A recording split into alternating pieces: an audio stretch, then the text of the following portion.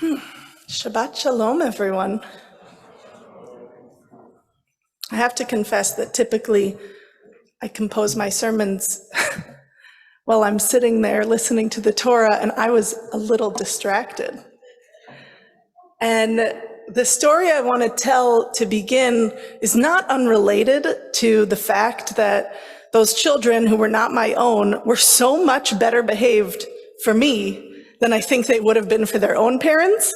And I found it so much easier to care for them than to care for my own children.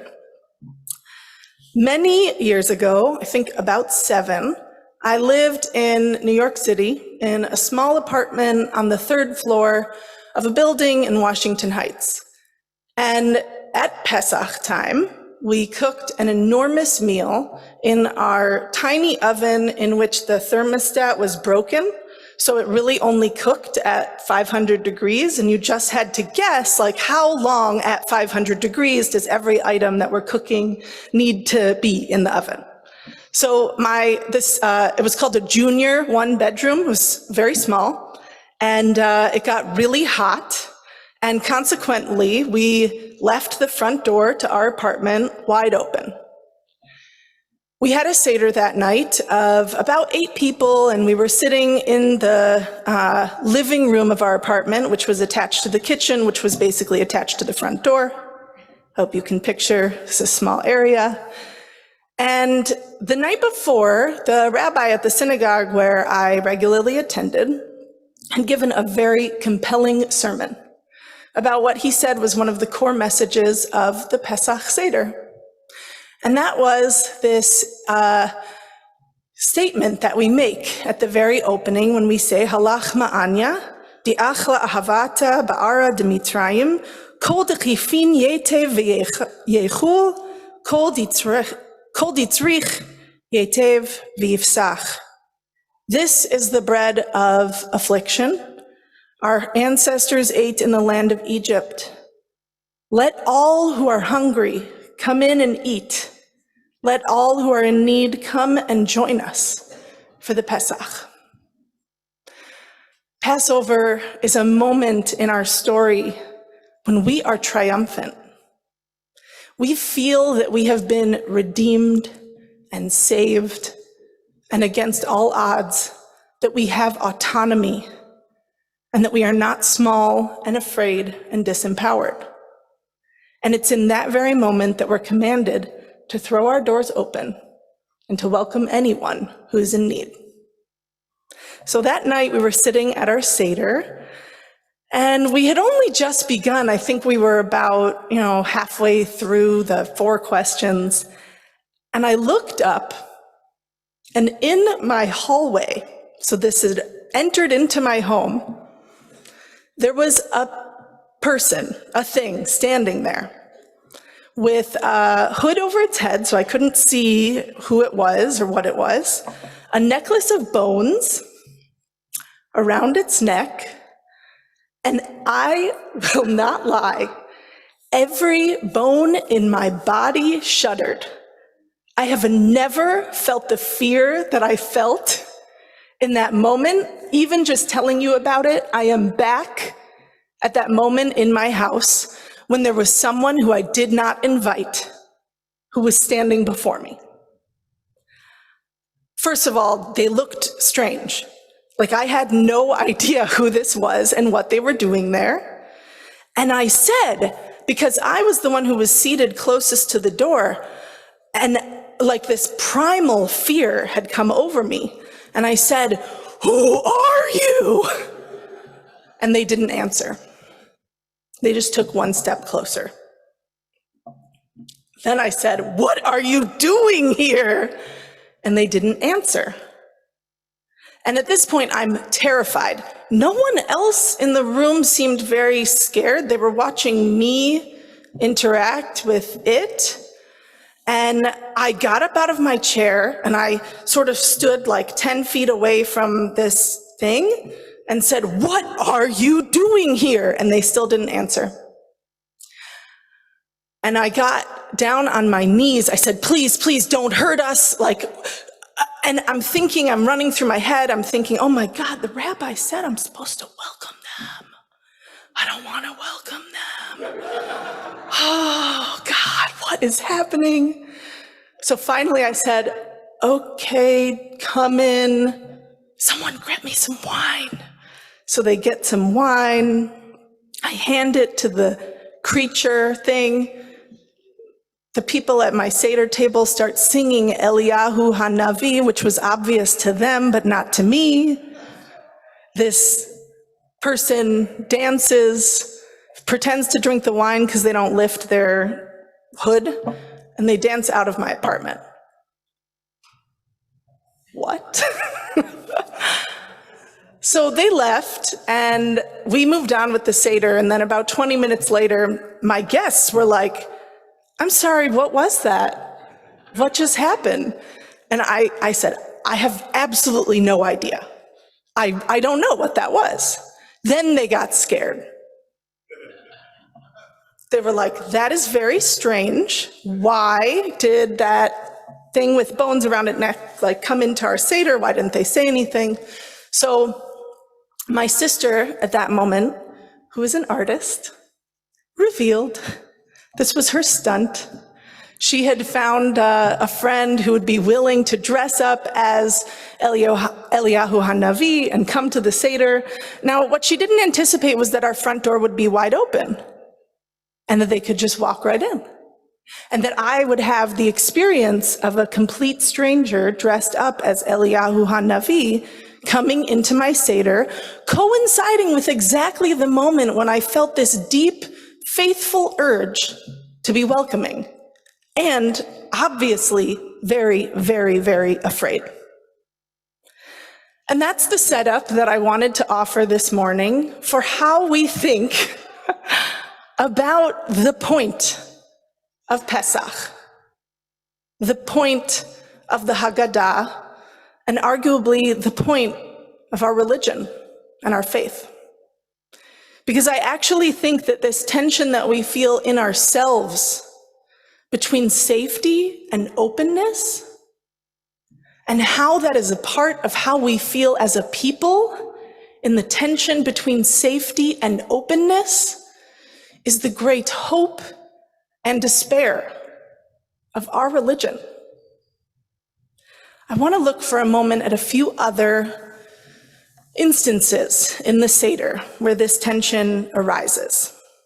One of them, back to Eliyahu, comes up when we say the liturgy around the kos shel Eliyahu, the cup that we fill for Eliyahu. It's a playful moment in the Seder, and whether you say the liturgy or not, you might not even internalize what is happening in this moment. We literally go and open our door, and we welcome Eliyahu, the prophet, the herald of a world to come, a world that is peaceful and whole and hopeful, and in which our dreams of safety and also goodness are actualized. That is what we open the door to. And what we say when we open the door is, pour out your rage upon the nations that do not know you, and on the regimes that have not called upon your name. For Jacob is devoured, they have laid his places waste. Pour out your great anger upon them, and let your blazing fury overtake them. Pursue them in your fury and destroy them from under the heavens of the Lord. The door is closed. Many of us don't notice in this moment of triumph and openness that we also invoke and really invite our fear and our trembling of the other into this very moment in our Seder. So just quoting for a moment from this particular Haggadah, which has the commentary of Rabbi Adin Steinsaltz, prolific commentator, he says, there is often a tendency to quote only part of the verses found in this section. But this is a misguided approach. Pour out your rage does not refer to a kind of intrinsic conflict with non-Jews, wherever they may be, or a call for vengeance against them. Rather, as the verses state explicitly, Upon the nations that do not know you, pain and suffering exist and are mentioned here just as they are mentioned in numerous psalms in which even scenes of joy and peace are interwoven with verses that bespeak fury and vengeance. There is undoubtedly a certain degree of dissonance here, but this dissonance is an important and honest depiction of life's contradictions. The fact that suffering is a part of life, that being a victim sometimes is a part of life. We don't want to pretend that that is not real and a part of our experience. He goes on to say, it is impossible to present an accurate depiction of the world in which we exist without acknowledging its flaws and its defects. We must consider these aspects of the world as well, just as we must defend ourselves from our enemies and those who despise us. Now, what I hear in Rabbi Steinsaltz's statement is that somehow our faith asks us to do both. It asks us to care for ourselves, to defend ourselves, and still somehow leave our hand open to others. And that is really hard. And I name it here because it's hard, because I truly struggle with these contradictions that exist throughout our Seder, where we remind ourselves at the opening of the Seder that it is not just the story of persecution in a distant past, but that in every generation, people will rise up to destroy us. How do you show up every day trying to take that story seriously and also hold a story of hope and faith and promise? And for that, I want to turn to one last piece of our Seder, which is the moment when we remind ourselves of the plagues and we take drops of wine out of the cup. And in that moment, we remove a little bit of our joy in order to remember the suffering of the Egyptians. In our moment of greatest joy and triumph, we remember the suffering that others experienced at the hand of our liberation. During the week of Pesach, after our first 2 days of the holiday, a liturgical change happens that you might not really notice. We shift from saying a full Hallel to what's called a chetzi Hallel, a half Hallel. It's not really half, it's 80%. Isn't that right? We only leave 2 psalms out. And the rabbis wanted to explain that why we leave these psalms out is because the Egyptians drowned in the Exodus. And we have a verse in our tradition that says, do not be happy with the fall of your enemies. In the Talmud, we receive a story of what exactly happened when the Egyptians were drowning in the sea. And Hashem, in our mythology, said, don't be celebratory in this moment. Don't sing praise. My creations are drowning. And that is the reason why we cut short our Hallel ever so slightly. That is the reason that we take drops out of our wine ever so little, to try to remind ourselves to hold this incredibly complex double conscience that our tradition asks of us, to both leave our door open, be truly open to the world, and not to forget or forsake ourselves. So I said at the very beginning that it was slightly easier to take care of our Torah reader, David Zenley's children, than my own. And that's actually where I want to leave us, because though I've told a somewhat epic story of our tradition, one in which we actually receive this incredibly complex inheritance, which is about, in spite of all of the pain that we have in this, truly trying to center the other and their experience within our very particular story of being a Jewish people, that is also the personal drama that we all play out every day in our lives. It is easier to care for others than it is to care for yourself. It is easier to care for others than it is to care for yourself. And as the next generation looks ahead at what it means to be Jews, they too will wrestle with this question. They too will try to understand what it means to love our people sincerely and deeply, to feel that we are worthy of protection and safety and security, and also to beam out this incredible story that we have of what it means to be a Jewish people, a people who loves the other, who understands the suffering not just of our own people, but of the other.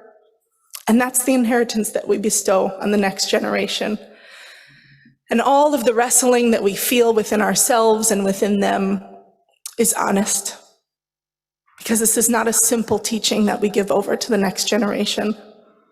From generation to generation, we are given one of the most complex inheritances that I have ever seen. And it's why I cling to my faith and to my people and to my Torah, because I actually believe on some level that that is what religion is supposed to do. It is supposed to not just keep us safe and happy, but also loving and open and on a journey to wholeness and completeness. And with that, I'll say Shabbat Shalom.